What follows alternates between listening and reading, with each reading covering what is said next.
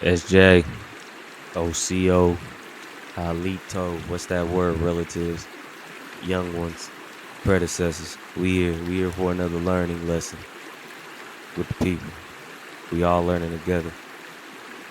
1921 Pueblo flood is the topic. Continuing. The worst flood in the history of Pueblo, or the Anasazi. Look them up, the Anasazi. And one of the worst in Colorado history struck on June 3rd to the 5th, 1921. Between 150 and 250 people died in the deluge along the Arkansas River. The flood caused more than $25 million in damage, leading the entire town to be reshaped in its aftermath. In the wake of the disaster, engineers changed the path of the Arkansas River through town to prevent further flooding. Later improvements came as a result of the city, state, and federal government's decision to reevaluate its flood control infrastructure and general disaster preparedness. Continuing, a devastating cloudburst. First, wait a minute. So you already had that all in place. Later improvements came as a result of the city, state, and federal. Okay, so that later, okay. I was going to say, but you're reevaluating it. So you evaluated it at first. Continue. A devastating cloudburst. Like all rivers on Colorado's Front Range, the Arkansas River was prone to severe seasonal flooding as melting snow from the mountains combined with spring rains to produce high waters. They just made collecting rainwater illegal in a few states. How funny they work. But you should already know what's legal to you. Nature is all. Cool. The flood risk was especially pronounced in places such as Pueblo or Anasazi, located just east of where the river swiftly exits the mountains and joins with Fountain Creek, one of its major tributaries. There had been serious floods in 1864, 1881, 1893, and 1894. However, none of those involved a huge volume of water or caused as much economic damage as the flood in 1921. But we see cloudburst. Cloudburst means a sudden, very heavy rainfall, usually local in nature and of brief duration. Most so-called cloudbursts occur in connection with the thunderstorms. So, it's connected to what? You feel what I'm saying? Uh, Continuing. So yeah, that's flood caused by cloudburst, pretty much. Heavy rains mixing. So we're gonna get to the aftermath. The flood's catastrophic damage became visible shortly after the flooding ended on June 5th. Buildings had collapsed, train cars that were swept up, and the flood had crashed into many of those structures. So something like this here.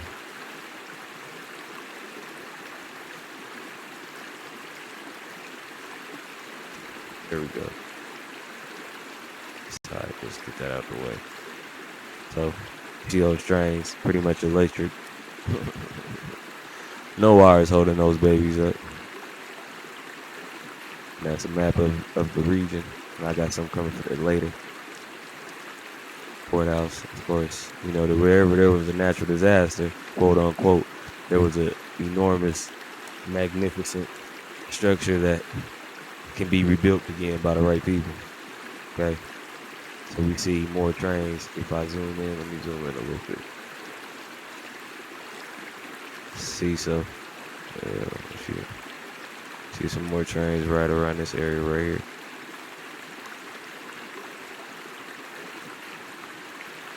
Another picture. Castles. Melted castles. Cool. You know, I already know how that go. But yeah, there was trains. You know what I'm saying? It's not all just mountains, and even the mountains got trains. Yeah, there were no power and no electric light in the center of the town because you see what I'm saying? Because the generating station had been inundated with water.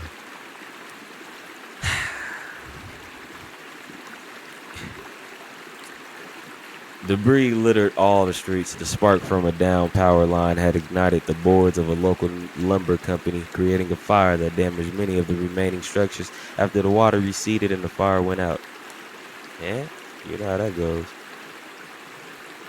So right near we're seeing buildings had collapsed, train cars. It sounds like a war. that were swept up in the flood that crashed into many of those structures. Trains, right? Trains. Simple as that may be. See what I'm saying? It's only as hard as you make it. See, electricity. We had electric poles. This 1921.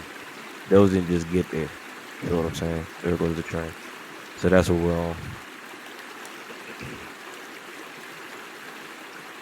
And then boom, here comes the flood.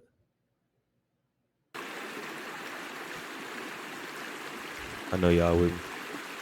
All told, the flood had inundated 300 square miles. More than 500 houses were carried away, along with 98 businesses or industrial buildings, 61 stores, 46 locomotives, 1,274 railroad cars. Now, them numbers match up with Tulsa. Them numbers match up with Oconee. They match up with the Texas Wall Street. You see what I'm saying? They all match up. Teja. So, I'll let you be the judge. Comment down below what you think about that first 5 minutes. Telephone lines were destroyed, so there was little to no communication between Pueblo, or Anasazi and the rest of the state. Decomposing bodies of livestock littered the valley. The flood's total damage of around $25 million is the equivalent of about $358 million in 2019. You can look that up. To this date, there is no universally accepted death toll. Universally accepted death toll for the 1921 flood. Many Puebloans did not have family looking for them because they were single immigrants who came to work for the Colorado Fuel and Iron Company. Perfect. Who are they?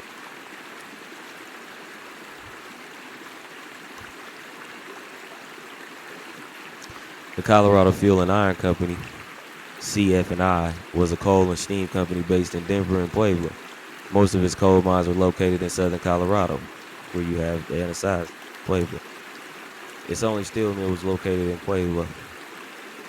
The firm came into existence as a result of a merger between the Colorado Coal and Iron Company and the Colorado Fuel Company in 1892. By 1910, it employed approximately 15,000 people, or about 1/10 of the entire Colorado workforce. During the 1920s, it was the largest industrial corporation in the state.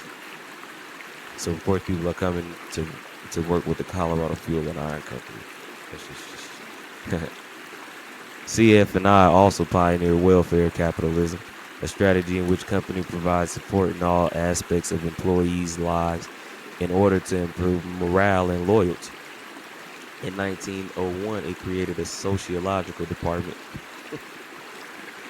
Hey, we just seeing what's going on. We popping off, getting that shine. An umbrella administrative organization for many management-sponsored programs such as schools and beautification efforts for mining towns. But they were already beautiful. Yeah, I don't really like that part of that article too much. CF&I was the main opponent of the United Mine Workers of America, or UMWA, or go figure, during the union's efforts to organize the Colorado coal fields in the early 20th century. As the largest mining firm in the state, CF&I led the entire western coal industry during two major strikes in 1903 to 4 and 1913 to 14. 1914, 1904. Oh, we got an important name coming up. Its staunch opposition in both disputes originated from the company's primary stockholders and owners, the Rockefeller family of Standard Oil fame. During the bloody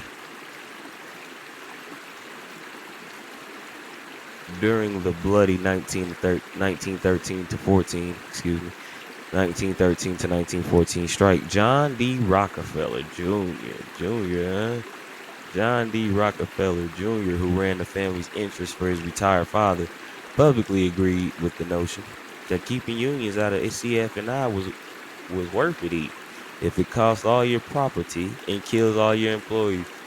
This attitude directly resulted in the infamous Ludlow Massacre.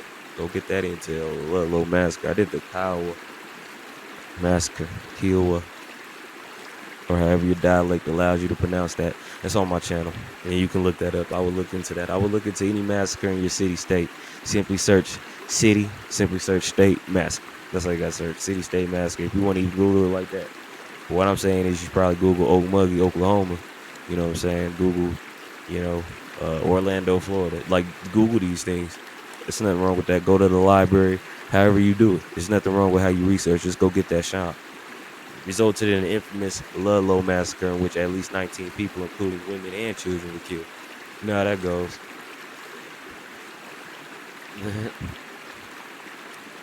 Kill women and children. Now, how does that make sense? That makes sense because if you take out the women, they're no longer having children. No man and man is having children. That's another conversation for another day that I'm not going to have. See what I'm saying? Because women are the forebringers of children. So if you're killing women and children, pow, all that stops. Continuing. In response to bad publicity from the Ludlow massacre, Rockefeller began to backpedal from his staunch opposition to worker organization, creating what came to be known as the Rockefeller Plan. So he's going through this in 1913, this bloody strike in 1914. We have the flood of 1921 and a universally accepted death toll. Now, how did that just get put together? Shout out to predecessors. Okay, now go peep it. We're going to put this in the chat or the comments. We'll decide when that time presents itself. Preferably both. You know what I'm saying? I want it in the chat and the comments. If you find something about it, put it in the comments after the chat. Put it into your mind and bring it up next time we connect. So, in response to the bad publicity from the Ludlow massacre, Rockefeller began to backpedal from his staunch opposition, creating what to be known as the Rockefeller Plan. The Rockefeller Plan. The Rockefeller Plan was an employee representation plan designed to give CFNI miners and steelworkers enough say over the terms and conditions of their employment so that they would not join a union or strike to gain union recognition.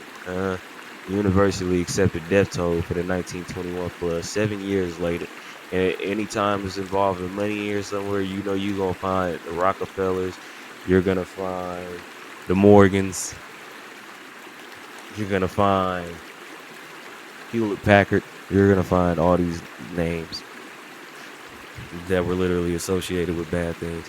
To this date, there is no universally accepted death toll for the 1921 flood. So you got no death toll. You claiming insurance. You say there's just a bunch of people in this 1921 flood. Just a bunch of people in the flood. Many Puebloans did not have family looking for them. Okay, yep, because they came to work for the, okay. Yep, there we go. In addition, bodies were still showing up downstream from Pueblo months after the flood. Others were never found or went unrecognized when they did come in. The list of missing people was nearly twice as long as the list of the deceased. So you got these immigrants coming to work for the Colorado Fuel and Iron Company.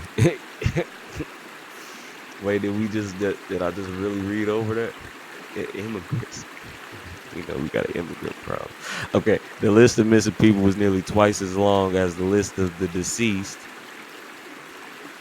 ranging from 50 in the days after the flood to nearly 300 in the following weeks. In addition, some of those who were reported missing but escaped the deluge were never acknowledged as found. The complications made it difficult to determine how many lives we lost, of course.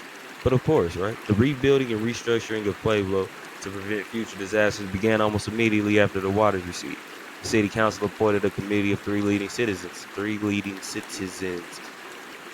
to allocate state recovery funds and money from a city bond issued approved by voters immediately after the flood. So you know we're going to go back up to. Those three candidates get to handle $358 million.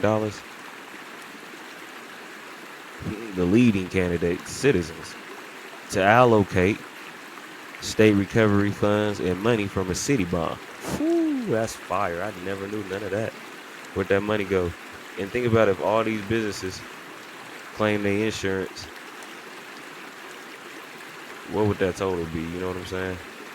Phone companies.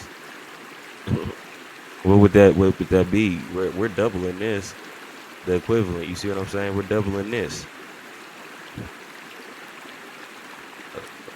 We're doubling that easily. There's a lot of businesses. We're gonna get that 25 million plus interest. And I say we learned a few things. See what I mean? Okay, allocating funds. Immediately after they said we not waiting, we gonna get this money within months of the disaster. The committee contracted to have a new flood wall built west of Pueblo. This action, which resulted the river channel near, which reduced the river channel near the point where it met Fountain Creek, lessened the likelihood of the flooding of local businesses. Major improvements were in place as early as 1923. Were in place as early as 1923. By 1961, various businesses, including the city, the state, and the new Pueblo Conservancy District, had spent approximately $50 million. Now, what did I just say? We're going to double that number. Easily. It was 25 million, right? The flood's total damage of around $25 million. Now we have 50 million. Happens again, we're going to have 75. And then the dollar is going to increase in its non-value. Oh, yeah. That's another bill for another day. Rebuilding industry and infrastructure within the flooded areas. Only them areas. In addition to creating new flood prevention infrastructure, the city also rearranged existing infrastructure.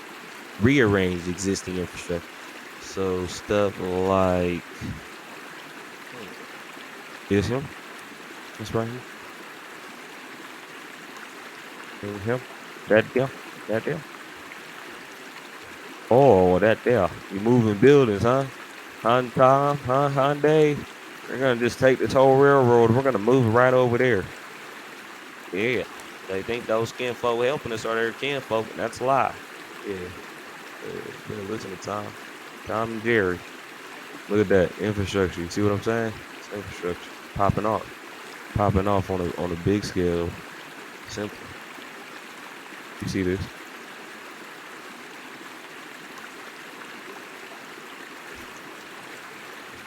I mean, all in all, this is really crazy. The 50 million came right after the 25 and became 70. 100. Oh, we should probably go to like 200 million. Right? So, yeah. Here we go. Rebuilding industry and infrastructure in the flooded area. Okay. Yeah, the rearranging of existing infrastructure. That's what I'm saying. Top of Jerry, to rebuild the thing. It built 7 new bridges and moved many miles of utility lines and railroad tracks to make city infrastructure safer in the event of future flooding. Now, it all really just sounds like hijack, to be honest with you. To be real, like that's my feelings about it. And looking up things that I've looked up is pretty intense. Many businesses were rebuilt. Parkview Hospital, for example, did return, but it moved to a location north of downtown. So it will remain operational in case downtown ever flooded again. Now, real quick, we're going to go over here. Google Earth. Shout out Google Earth. Parkview Medical Center, right? That's what they said? Parkview. Let's check out Parkview. Let's see what they coming with. Let's see Parkview. Oh, don't do this. There we go. Yeah, let's take us right over there. Simple Google Earth.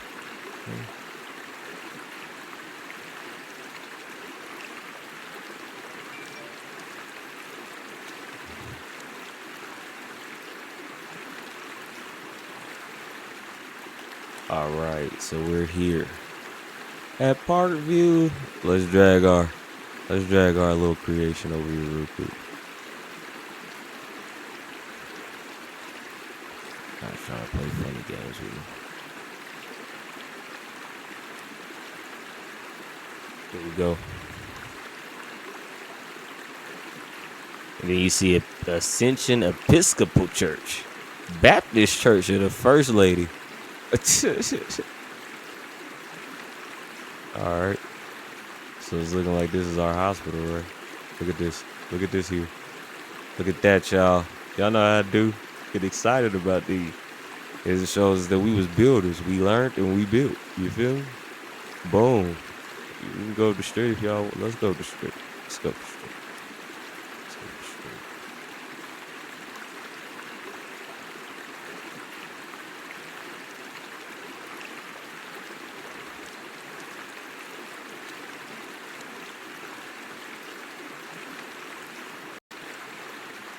All right. So we see this thing stretch, huh?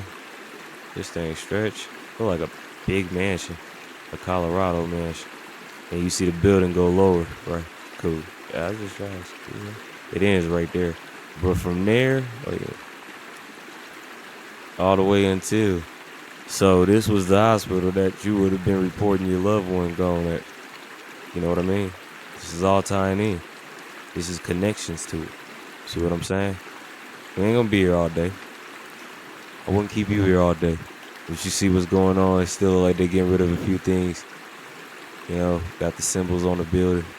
Symbols, and then, you know, looks like they probably had some spires up there, some architecture, some cathode, some things that was providing free electricity. All you needed was one of these here poles. All right, back again, them poles. Them poles, right? You got one pole and that's just going electric. No, it's already electric. You could.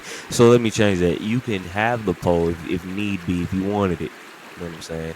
But to the energy come from the earth, baby. That's one of nature's currency. That energy, baby. You know what I'm saying? Light up the house with that. Okay. So now that we done got that out the way, we're gonna go ahead back over to the article one time. Go ahead over there. Parkview Hospital. We just seen that. Did return. We saw a return. But it moved to a location north of downtown, so it remained operational in case downtown ever flooded. Again, other businesses never returned to downtown Pueblo because they suffered irreparable damage. Irreparable. You know what I mean? Many of Pueblo's earliest buildings could not be saved, which permanently affected the city's architectural heritage. It is impossible to tell how many businesses the city lost. It's impossible because they're all underwater right now. The city's population decreased in the wake of the flood. The city's population decreased and growth remained slow until after World War II. You know, those World Wars, they be something crazy, don't they? The World Wars, they be crazy. While other factors contributed to the population decline, the long recovery from the flood likely played a role in that trend. So we see we have a lot of things going on here. You know, some resources bound to be in the comments. You know, and Chicago got something. Look, that's another bill too for another day. You know, I want to keep this as short as possible. All right, so let's cross-reference a few things.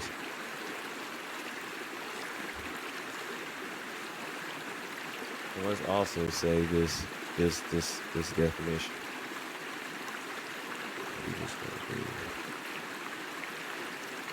We just gonna put that. Yeah, we'll put that under Jack and then the Jack. So we're gonna cross-reference with that article.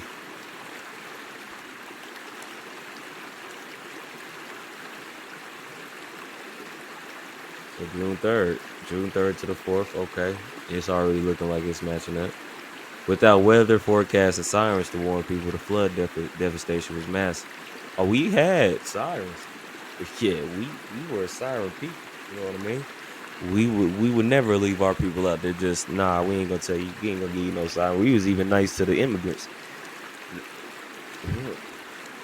So I can see that. I can see that. Cora Rockefeller survived the flood and described the devastation.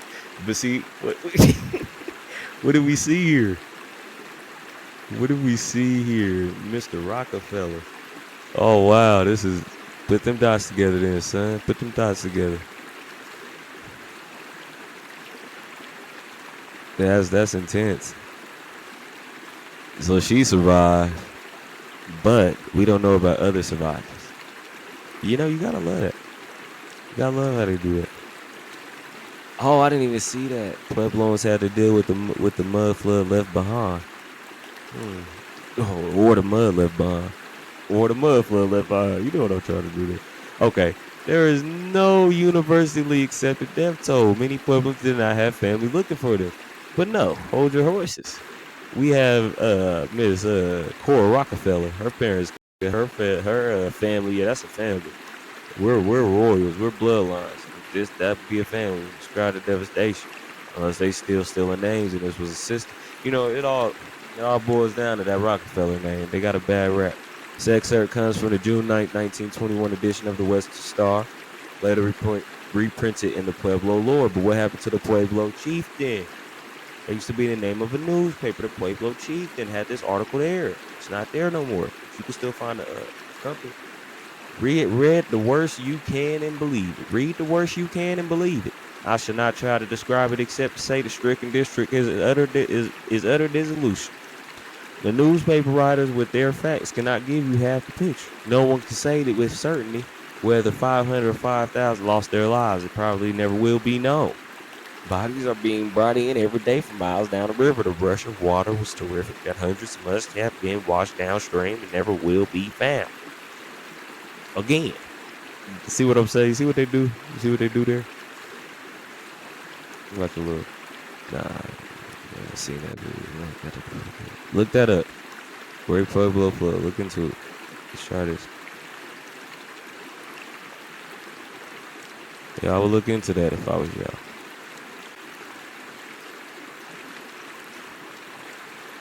See, we just gonna go zoom through this real quick. We're gonna just see if we can see some pictures or find somebody. You know what I mean?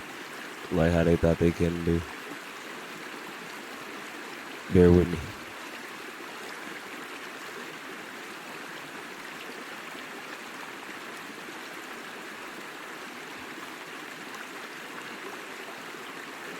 Okay, well that's acting like it does not want to work. So yeah, just YouTube that Great Pueblo Flood. Okay, let's see if this one. Casualties of the Great Pueblo Flood.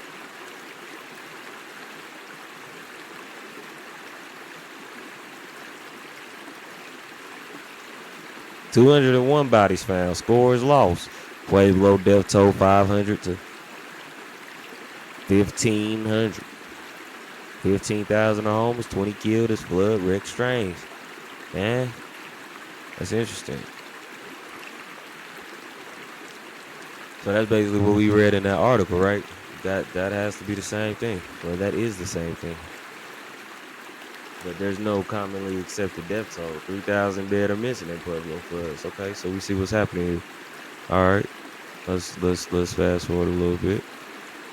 He's just talking about it. Let's go see that name. Jonathan Reese. He was one of the writers of the first article we read, or the one article. Yeah, the first one. Look at this building. Look at that, y'all. Look at that, y'all. They would have been calling that like a factory plant or like some oil plant or something like that. You know what I mean? Let's see real quick. So I can close this time. Close this one. Because I'm seeing what's happening here. And what's your name? Were you one of the writers of that first article?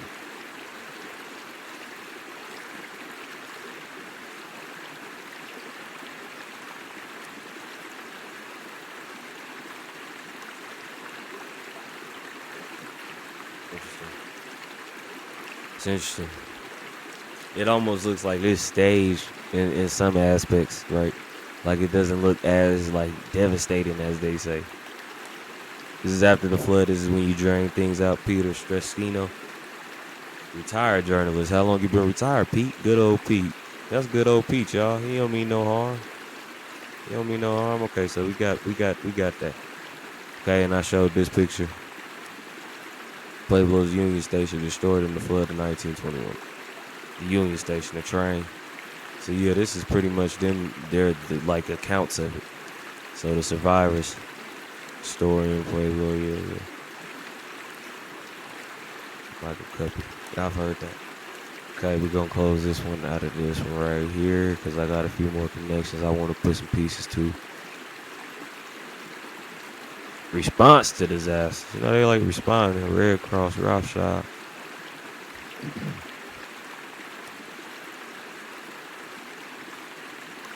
Yeah, there was a sudden cloud burst. What? Our day back. Our first day back at the switchboard. Play a lullaby. Hey Siri. Hey Alexa. What's that? Play a lullaby. What? Y'all had Alexa back there. I thought they just advanced in technology. See what I'm hijacked.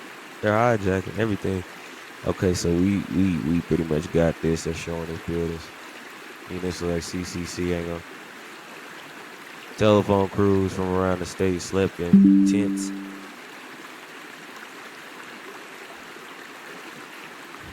Tents. Okay, come on, man. You keep going. At PY Camp. Pierce, General Plant Manager. And that plant we was reading about earlier. These dots are getting put together, boy. They're getting put together.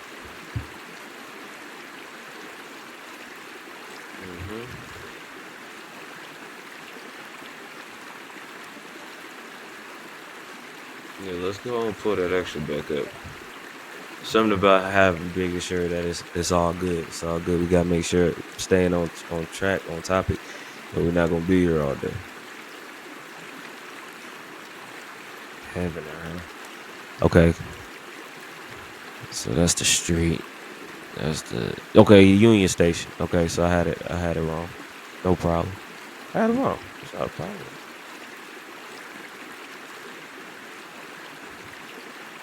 All right, which one will we at? This one. Boom.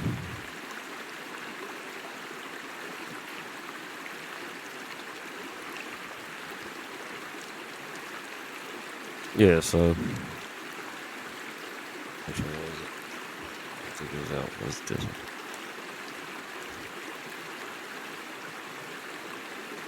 Switchboard. Okay. Yeah, muddy. Get muddy. There we go. General Plant Manager. Okay, Plant Manager. Okay.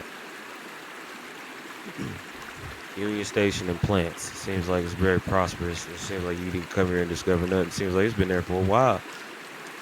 Jim, Nancy, Bob. Oh, yeah. Shit, Daryl even. Daryl in there. Shit, and Shauna. See what I'm saying? Like, we don't just call pill people. No, it's more hijacked than that. Jim Bet word drop into. No, we gonna do the logistics and the length of such things. See, that's that medical. It's that medical they built. They rebuilt it. They redid it and they moved it and everything. No, I feel like y'all just changed the address. Parkview Center, Parkview Medical Center, Parkview Hospital. Yeah, one of them buildings was rebuilt, y'all. Just one of them, you know. Parkview Hospital, they got their ass rebuilt real fast. You know what I mean? Ain't that fire? Right next to the Ascension Episcopal Church, First Baptist Church of our First Lady. Hijack. Oh, God. All right. Let's pop off. Let's go back to my projects. I got some projects. Let's see. We're going to go back. Oh, I can just do it like this. Not a good thing to be slacking. While your stuff is barely relaxing. You feel? Okay, so there's reasons why they flood your towns and things of that nature. There's reasons why they do such things. Okay, now we're going to go back to downtown. These are the end. Okay. I'm gonna give it all away. Okay, so we seeing distances.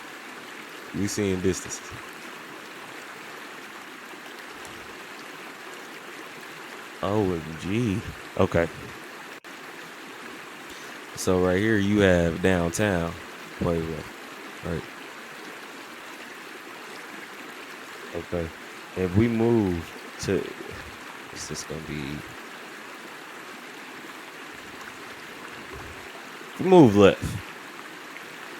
So it's telling me the longitude is north and west. So we're going northwest. I would love to say south. We're in the south though, south of Colorado. What is this you have? The Wildlife Discovery Center. You got the Pueblo Reservoir, Liberty Point Memorial. So what I'm trying to do is I'm trying to figure out You know what I'm saying? Like this could all be water. This probably possibly is all water. If you've driven down Pueblo and shit, you know what I'm saying? If you get past downtown, I unfortunately was unable to do that.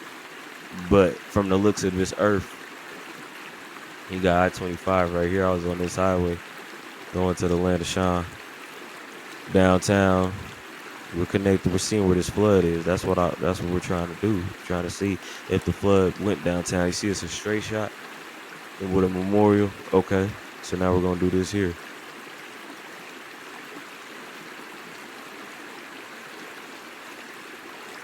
Little patches of green. They're like somebody's big ass nail.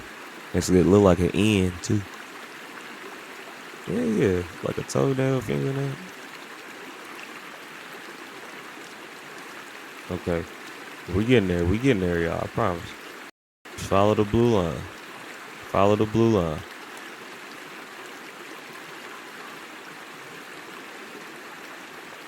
Following that blue line. Just following the blue line.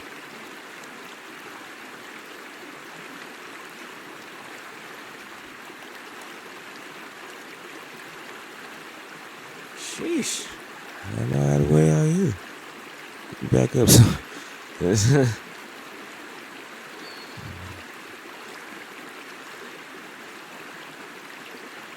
All right, we getting Aiken Canyon Preserve. Getting closer to our dream. USA shooting Olympic shotgun. Probably field, building, store. You know, station your guns. Every American deserves the right to be armed. You know, they go. Sheesh. Yeah, this is a little mission out. See, I thought these was closer, but what do you have here? Research Cheyenne Mountain, y'all. Research. It's crazy. It's crazy. I at least researched that. Maze Peak. So where my maze at? These mountains was getting named after you, relative. You have the Anasazi Cliff Dwellings. A long time away, but very close. Then you got Cave of the Winds back there. Garden of the Gods is around. Let's be this way. You see, that's gonna take us all off track. That's gonna take us all off track.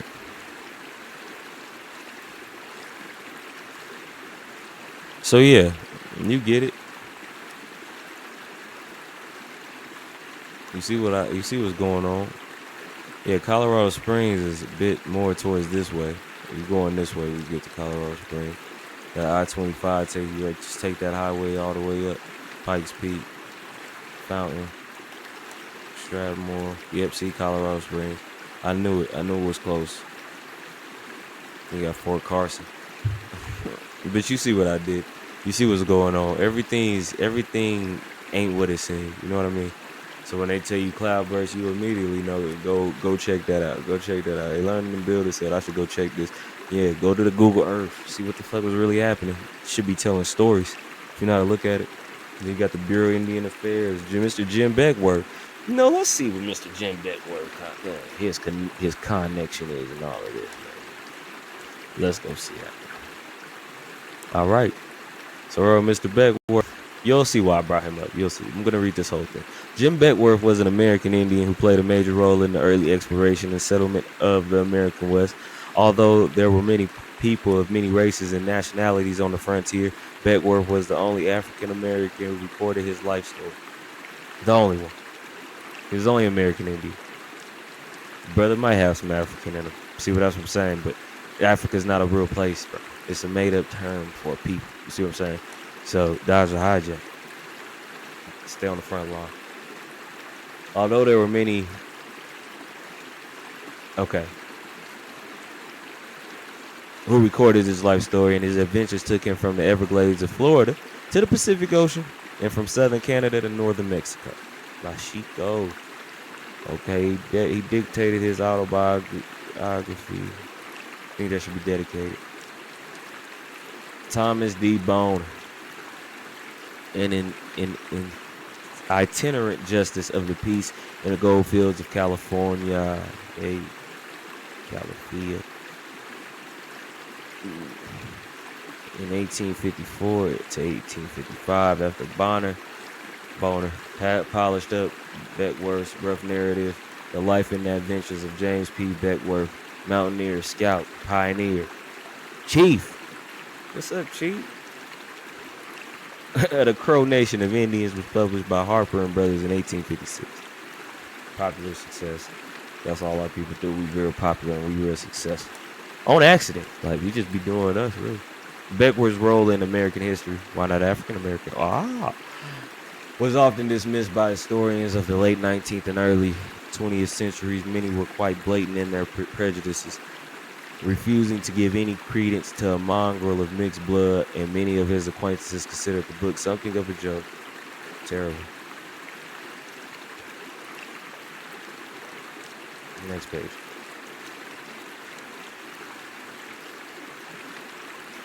James Pearson Beckworth was born in 1798. Okay, hang on real quick.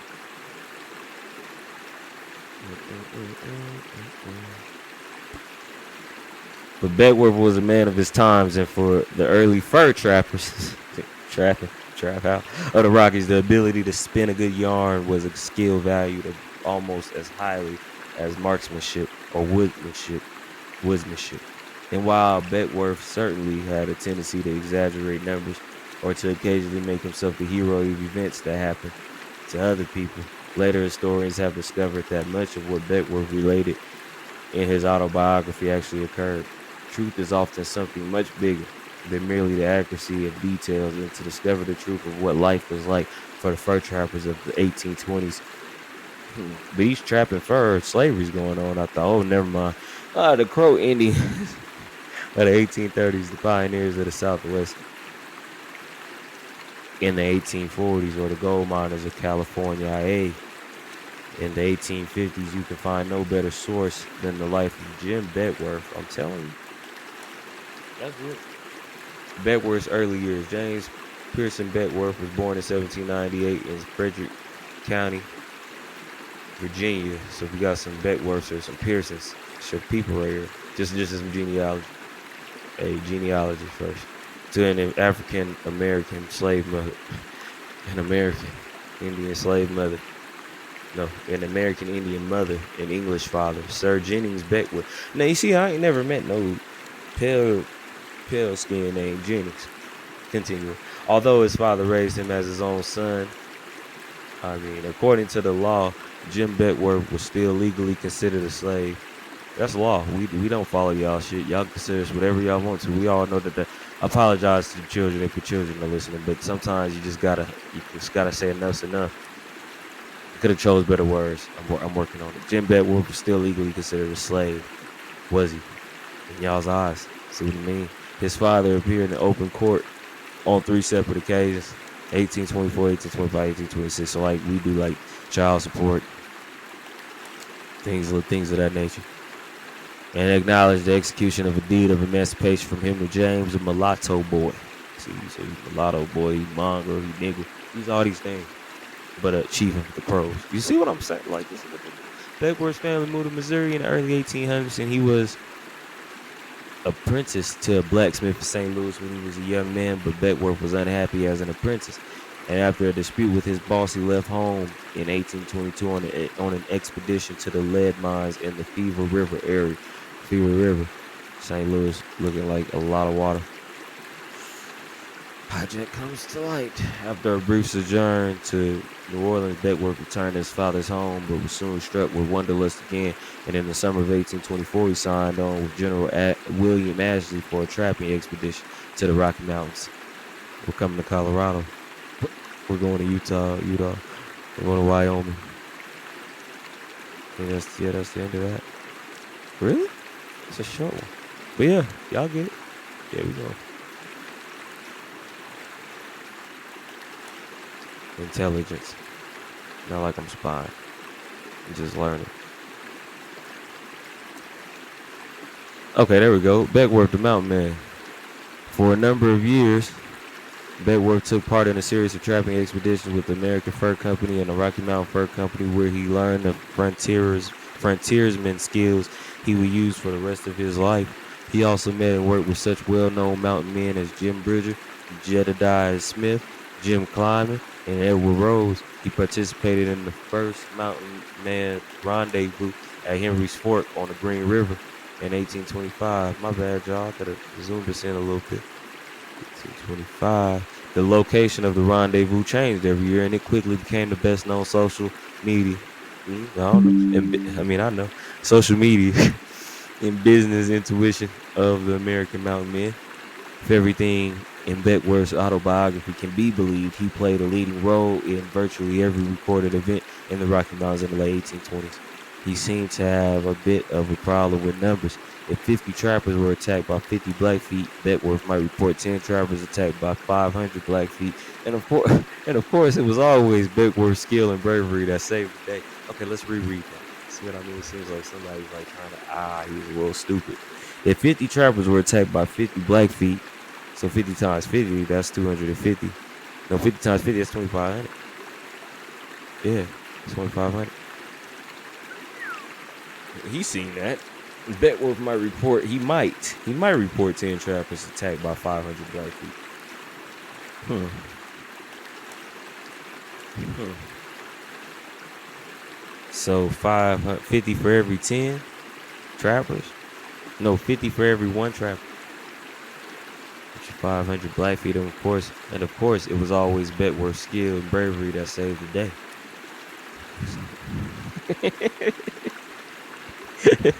That's crazy how they just did that whole paragraph, man. I'll reread that. Pause it. Reread that. In spite, in spite of tendency to exaggerate, however many of Beckworth's tales have been confirmed from other sources, it is clear that at the very least, Beckworth actually witnessed many of the incidents he described.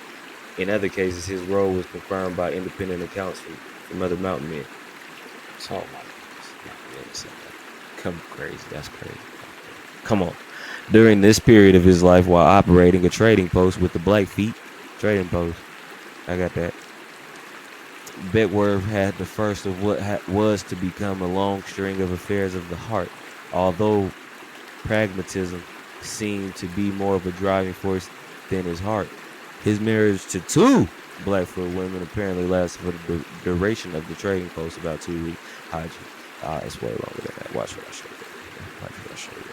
It's nothing. It's nothing. It's nothing. It's nothing. Beckworth's life with the Crow. In about 1828, while on trapping expedition with Mr. Jim Bridger, we know who he is, Beckworth was captured by a party of Crow warriors. Was he captured by a party of them, or would he be like, man, fuck Bridger? Screw Bridger. I apologize again to the babies. Make that my last time. By Beckworth's account, he was mistaken for the long-lost son of Big Bo, one of the tribal chieftains, and adopted into the tribe. Independent accounts make it seem more likely that his time with the Crow Nation was prearranged with the Rocky Mountain Fur Company for the purpose of establishing trade. Whatever the reason, Beckworth spent the next 6 to 8 years with the Crow. He just got tired of Bridger, man. Hey, it is what it is. He just got tired of Bridger.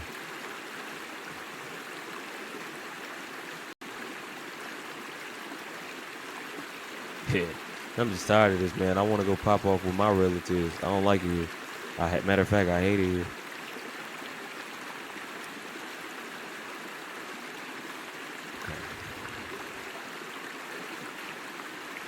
You know, you gotta make sure you got stuff like this saved always. I just saved 2 tabs on purpose.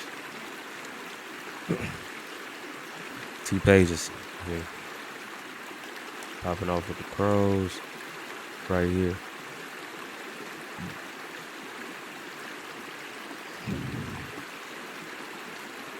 Nah, you wasn't mistaken, young man.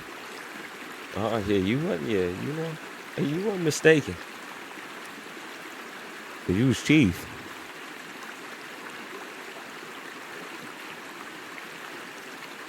One of the tribal chieftains and adopted into the tribe, right? Establishing trade, right? Whatever the reason, Beckworth spent the next 6 to 8 years with the Crow and gained considerable influence with the tribe. There are many documents from his contemporaries which confirm his position of leadership with the Crow. He apparently rose within their ranks, or at least the level of war chief. Dang. And by his own account, was named head chief of the Crow Nation. Yeah, dropped that upon the death of Arapuish Rottenbelly. Wow, that's fire. Beckworth's tales of his life with the Crow are largely unconfirmed, although some cases, which were witnessed by other mountain men, can be documented from other sources. But in terms of getting an accurate account of what Crow society was like, his autobiography is unsurpassed. Okay, so we're getting there. Whether we believe all of Beckworth's tales or not, no mountain man could have lived as a Crow for so long without distinguishing himself in battle. They already knew he was. For the Crow, war was a way of life, and a man who was unskilled in war was a nobody. A man who was what? For the Crow, war was a way of life, and a man who was unskilled in war was a nobody. That could be war with yourself, war within. That could be war without, outside of within. You feel me? And a man who was unskilled in war was a nobody. It was not in Jim Beckworth's nature nor any other mountain man's to remain a nobody for long. And Beckworth's considerable influence with the Crow was sometimes begrudgingly acknowledged by his contemporaries and historians alike. It is clear that Beckworth's time with the Crow Nation were his fondest memories. More than half of his autobiography is spent relating his experiences with them. Perhaps his wanderlust was satisfied for a time by his life with the nomadic tribe, or maybe he discovered domestic bliss among the Crow. Beckworth had as many as 10 Crow wives at a time. He had almost as many wives as he did names. By his account, he was smitten by the young warrior woman Pine Leaf.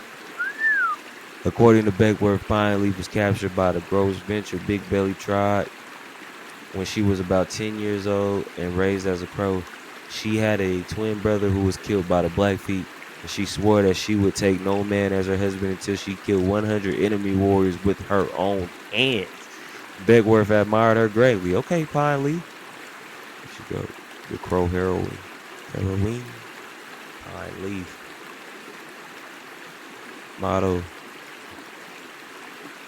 Appreciate you. Showing these men what it takes to be a warrior, eh? Whenever a war party started, Pine Leaf was the first to volunteer to accompany them. Her presence among them caused much amusement to the old veterans, but if she lacked physical strength, she always rode the fleetest horses, and none of the warriors could outstrip her. And when I engaged in the fiercest struggles, no one was more promptly at my side than the young heroine. She seemed incapable of fear or heroine. Did they turn a hero into a drug?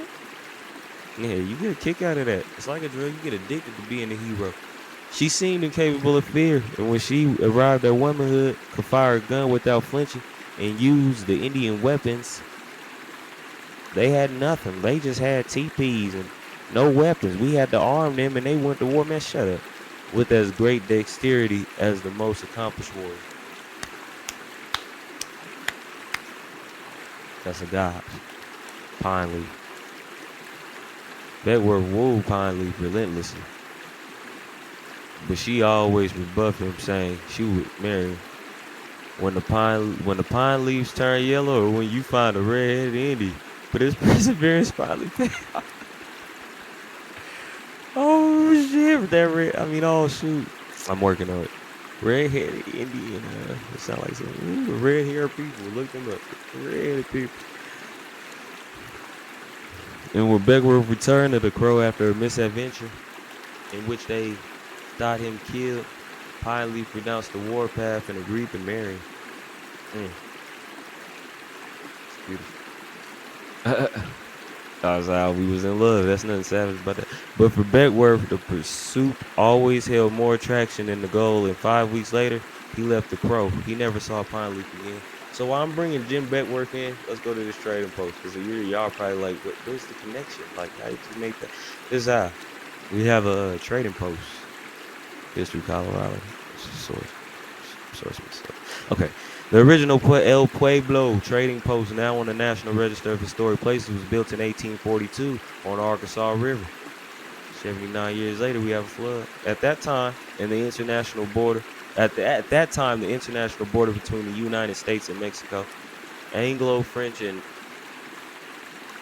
American trappers and traders, Mexican settlers, and their families in Plains, Iroquois, Delaware, and Cherokee Indians de la War met at El Pueblo, and the site hosted such legends as Jim Beckworth at the Pueblo. But see, they're having floods. There's so many things that go on so fast.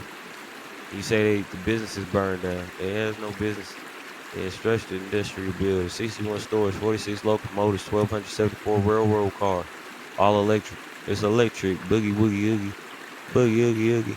Mariano Medina, Teresita Sandoval, and Richards L. Uncle Dick Wooden. The museum was built to capture the rich history of the El Pueblo archaeological site as a trading center. It was a trading center. And then we have this water coming through our trading center. But see, that's what the water, this was all waterways. This was mostly waterways. That's why you get every city, every state with a lake. God dang. You got some dams in a few places. You see what I'm saying? We see how we be making these connections. That's only when we're learning and building.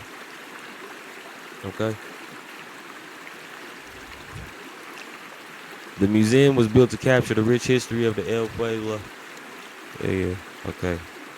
Rich history of the El Pueblo archaeological site as a trading center through an adobe replica of the original trading post. So it's a replica. It's not even a real thing. No, they do. But that's how we put those pieces together, y'all. Relatives. That's how we do it.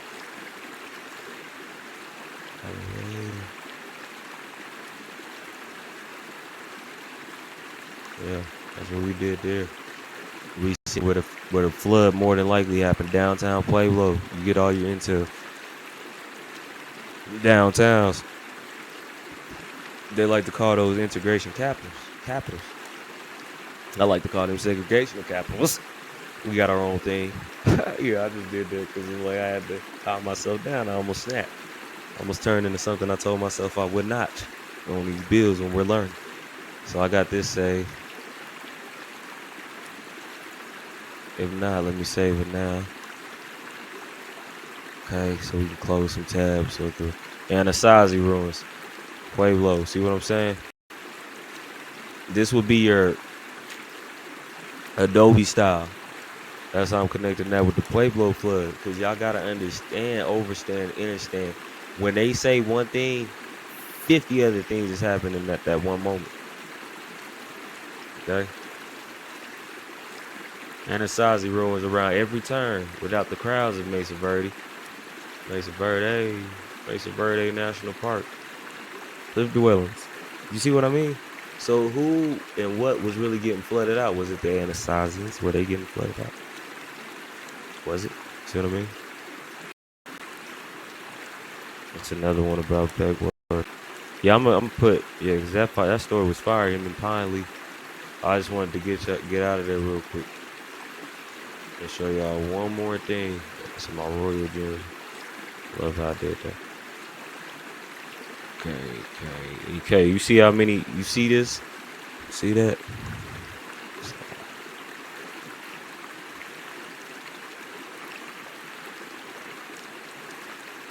Okay, boom. And if you live in Colorado, you understand, or you understand how close we are to each other. And you're at Fort Laramie. Well, we're just putting it all together, man. We're just getting some shine in our land of our people. See, couldn't even whitewash it. Couldn't whitewash Mr. James. No, sir. No, sir. Put that pressure on you, gonna hunch. Beckworth Church. Let's go look it up. Now we just gonna have some fun with it. Beckworth Church.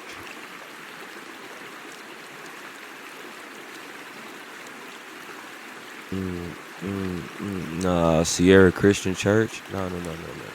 Beckworth Church. Let's go get our map. Right here. Yeah, it says it's in Colorado. Right there on the map. There wasn't no Google search. I'm Google searching it now. Search things how you search it. Remember that, relatives. Do it how you do it. Gods. Y'all are all gods. See what's happening here? Pueblo City County Library District. You see what I searched? Watch this. Then you got Michael Beckwith. See what I'm saying? What's happening here? That word.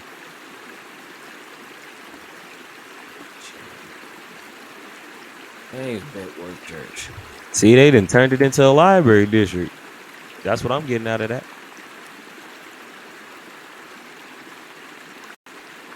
Couldn't find it.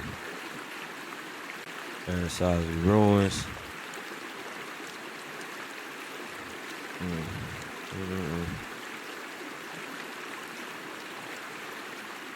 It's a fire map.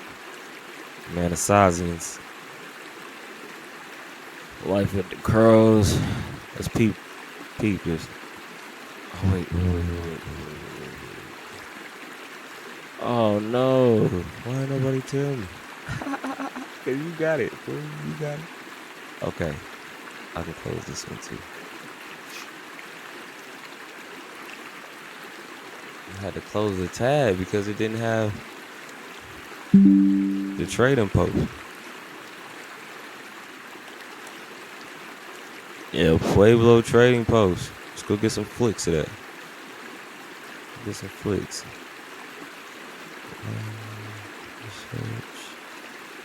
Let's check out their collection. Why not? Why not? Y'all here, and I'm ever grateful. Appreciate y'all more than y'all know.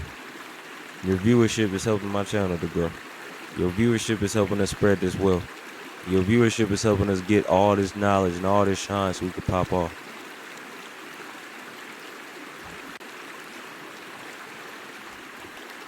Let's see. There we go.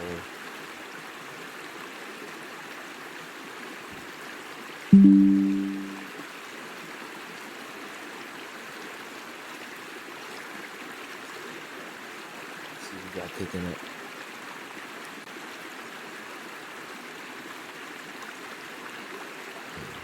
Okay, let's try this one.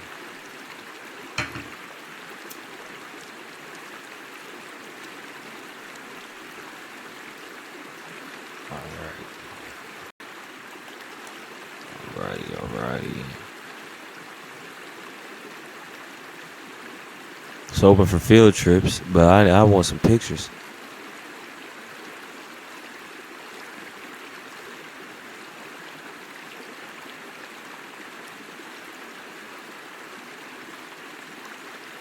All right, and this may or may not be our last part of this Pueblo Flood of 1921 lesson, because I want y'all to get the intel of the name. The name means so much more. It's more than just a name, and this is just a replica. We're not getting. What if I pull up archives? What's this here? All right, let's see what we got. Let's close out of this. Okay, we might have got something.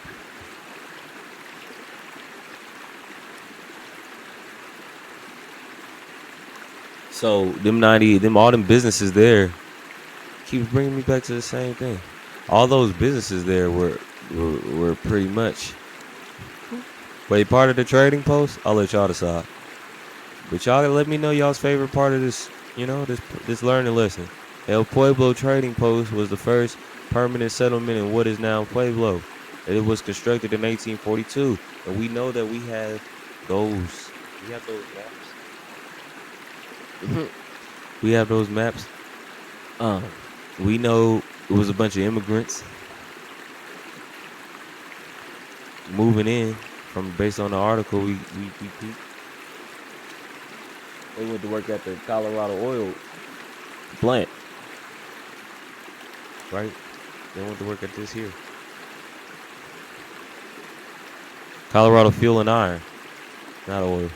My apologies. The fuel is oil. So yeah, Colorado oil, fuel, iron, Colorado oil, iron. Yeah, we got it. Okay.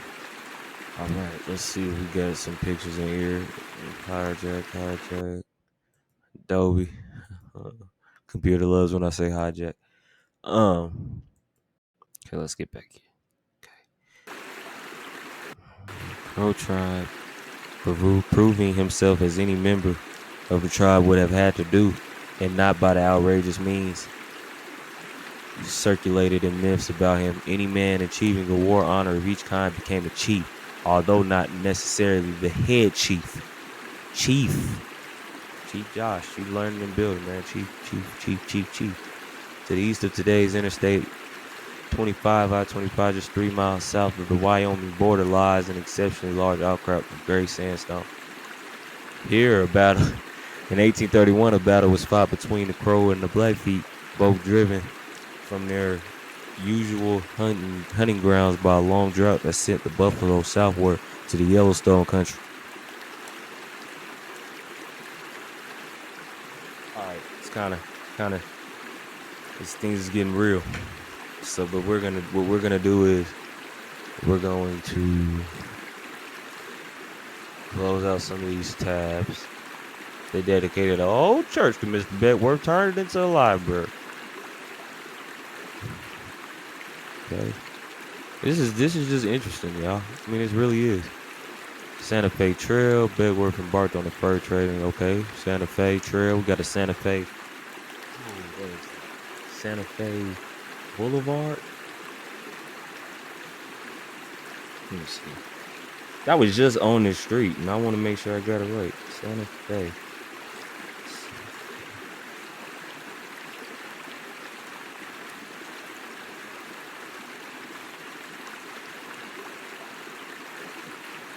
Santa Fe Drive. A lot of them drives is trails. Y'all, that's what we're connecting these dots because there were trails leading to.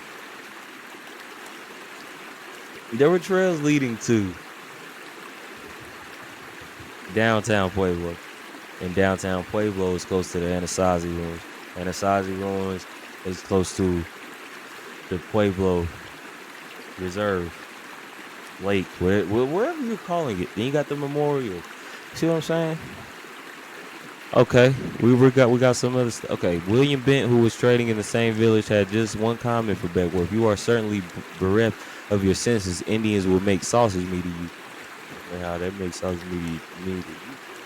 The braggadocio, huh? Worked that in 10-gallon kegs of whiskey, thanks to Beckworth's skill. The trappers had a successful fall in winter trade and made enough to pay off debts and outfit the next season's trade, but the following winter was disappointing and they sold out in 1840. Okay. Let me go get y'all some other stuff. Fort Pueblo. There's a fort. Well, what was we just talking about? Star forts. I guess if you in the middle, you got a star fort too, eh? I guess this whole land mass we got over here was all water at one point, huh? They wanted roads. You know what I mean? If we're roading, we're rodeoing. Can you dig it? According to his autobiography, Beckworth and his wife reached Arkansas about the 1st of October, 1842. My granny was born 100 years later. They erected a trading post and began a successful business. Very shortly afterwards, they were joined by 15 to 20 free trappers and their families, uniting their labors. They built an adobe fort 60 yards square. By the following spring, the settlement had grown, and they named it Pueblo. See what I'm saying? So that's the connection we made. Pueblo with the flood, connected with these crows and the Blackfoot, and the Anasazi connects with that. Many of the men raised very good crops the first season, such as wheat, corn, oats, potatoes, and abundance of almost all kinds of vegetables. I don't see raising no cows and things. The fact is, Beckworth did not build either a trading post or an adobe fort. In October 1842, by October, the Pueblo had already been in existence several months, nor was the fort 60 yards square. Okay, I see what y'all are doing here. Yeah, hard scrabble. Hard scrabbling that information. Should I keep reading? 3rd Regiment of Colorado. Chivington, that Chivington guy, he was real popular in Colorado. Massacring all kind of people. It's crazy, bro.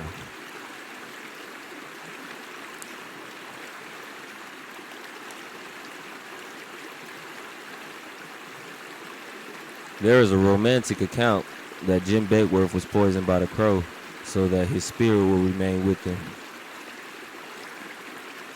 Yeah, I'm blinking in like astonishment, disbelief. A friend of Beckworth's reported that Beckworth complained of being sick on the same evening that he left Fort C.F. Smith. Soon he commenced bleeding on their arrival. At the Indian village, Beckworth was taken into the lodge of the Iron Bull Lodge, deep, and where his guests remained. There, Beckworth died and was buried by his host as a Crow Indian on a platform in a tree. Man, we just peeping the shine. There he spent his last days. Okay, by the mid 1860s, Beckworth was back in Crow County working for the U.S. Army as a scout at Fort Phil Kearny along the Bozeman Trail. Not long after visiting the newly established Fort C.S. Smith in October 1866, Beckworth began to experience nosebleeds. So, what you're seeing here is 55 years later, there's a great flood. 70 years after the Pueblo County Historical Society does their thing, there was a flood. Them floods, they be intense. Beckworth began to experience nosebleeds and severe headaches. As his condition worsened, he made his way to the lodge of Crow Chief Iron Bull. That lodge again. There he spent the days of his life close to the chief with the Crow people he had grown to revere many years before. On October 29, 1866, he passed into history. Jim Beckworth is today acknowledged as the greatest American Indian frontiersman in the history of the American West. Yes, sir. National R's Service. So yeah, man, we visited. Let's go back to the. I'll end y'all here. Yeah, shout out James Beckworth, man. We gonna keep you in our honor. You feel me? What else would we do? And they got a U.S. Bureau of Reclamation. Pueblo Dam, they reclaiming something that ain't even. Never mind. Yeah, Jonathan H. Reese. It's definitely Armio. It's deep. So $25 million of damage. They come up with 50 million. 50 million.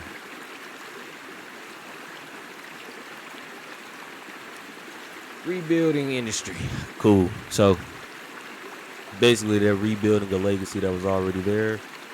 We seen how they said that they were keeping buildings. They were moving around buildings. Yeah, they were moving around buildings. Parkview Hospital, for example, did return, but it moved to a location north of downtown, so it will remain operational in case downtown ever. Sheesh. And I'll let y'all marinate on that. Appreciate y'all for coming through, man. Really, every time, like anytime.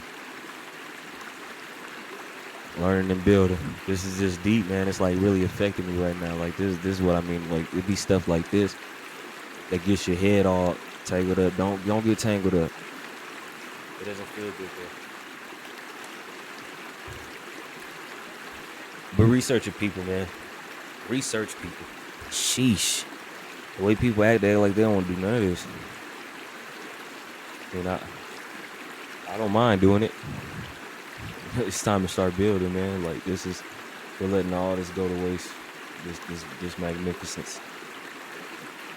300 square miles, more than 500 houses were carried away, along with 98 businesses or industrial buildings, 61 stores, 46 locomotives, and 1,274 railroad cars.